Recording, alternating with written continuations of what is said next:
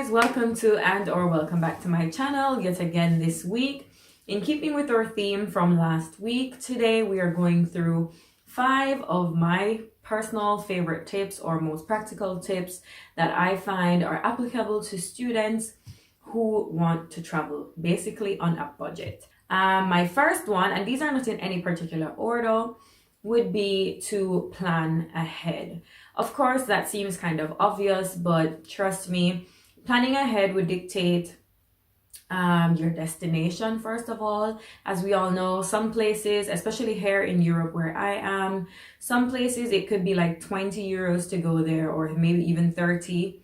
And then depending on another city or another location, it may very well be over 100 euros. So I think planning ahead gives you time to not only figure out your destination, but also things like expenses for accommodation, food, just general things that you're clearly going to need while being on this trip. Could vary from place to place as well as from city to city. Some places the daily expenses are not berserk, they're not like over the top, and then other places the day-to-day living where 100 euros would probably serve you a day. In another city 100 euros could possibly serve you a whole week. I'm just giving an example. Another thing planning ahead helps with is flights or whatever mode of transportation you may decide to take, be that buses, trains, but in particular flights. As we know, flights could vary just based on the time that you've booked it. Sometimes booking early gives you an advantage that you may find a cheaper flight, and sometimes booking later, you never really know, but flights vary. Today, maybe Tuesday, and the flight could be 20. Tomorrow, you look online, on tomorrow is Wednesday, and the flight could be over 100 euros. So you want to do your research and really pay attention to these small little things, because it makes a big difference, especially if you're a student and working with a particular budget that you would not like to pass. My second tip is to consider all modes of transportation. So a lot of times when we want to go somewhere, the first thing we usually think of is let me take a flight or let me take a taxi, and these are typically more expensive modes of transportation. So I would say to consider all your options. Look at Flixbus, all types of bus transportation, your local, including the local if it's something local that you would like to do. If it's international, look into buses, look into trains. You never really know. And sometimes, give or take, it's going to probably add up in terms of you might have to give up something else. So for example, if you fly, it may be an hour and a half, and if you decide to take a bus or a train, that trip could now be 4 hours or more, but then it's half the cost. So it's up to you to consider the options and see if you're willing to sacrifice something else in place of saving a few bucks.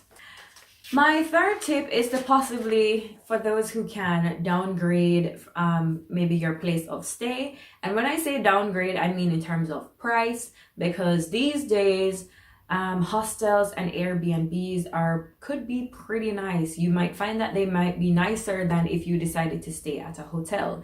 And if that's not for you, you also have apps like Homestay or Couchsurfer for those who would like to be able to stay with a local who is willing to give a couch, or I don't know if they have an extra room.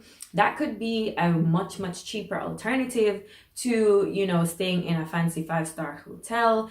A hostel could be just as nice. The only difference is you would have to be sharing with someone. And if that hostel life is just not for you, Airbnbs can also be cheaper than hotels or hostels at half the cost. My fourth tip is to utilize student discounts. A lot of times when we're traveling, we're thinking of important documents such as our passports and IDs and all these things, which are great and necessary, but don't forget your student ID. Chances are wherever you're going, there are several cities where places such as museums, galleries, restaurants, bars, if you have a student ID, they don't always have it, but chances are you could get a discount, and for some places you may very well get in free. That was my experience when I went to Greece.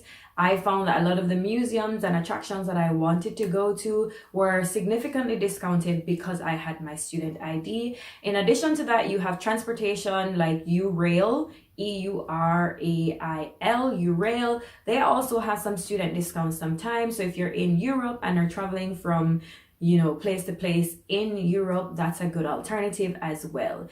At the very least, just have it. You never really know what could happen.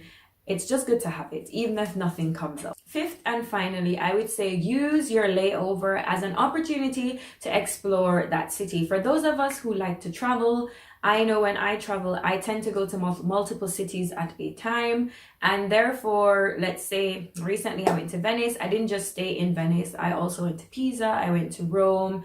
I went to Florence. And this was done by either bus or train, and then I was able to just move around.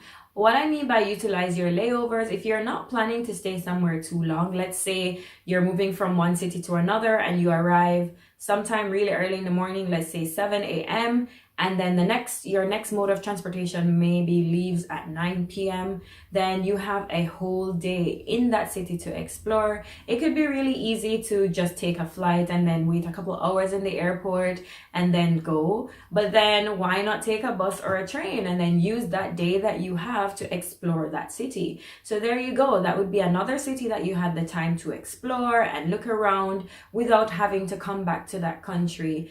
Instead of making it 2 trips, you're able to use that 1 trip to explore 3 or 4 cities, or some people even explore up to 10 cities. On my last trip, I met 2 girls who were exploring multiple cities over the course of 2 weeks, and they had a blast. So those are my 5 traveling tips for students on a budget.